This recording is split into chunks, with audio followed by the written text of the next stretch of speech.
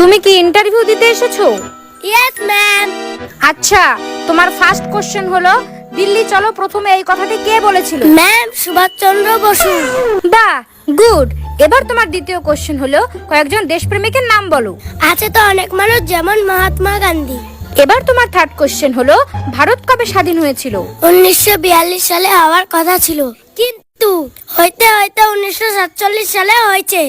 এবার তোমার last question হলো আকাশে কয়টা তারা আছে?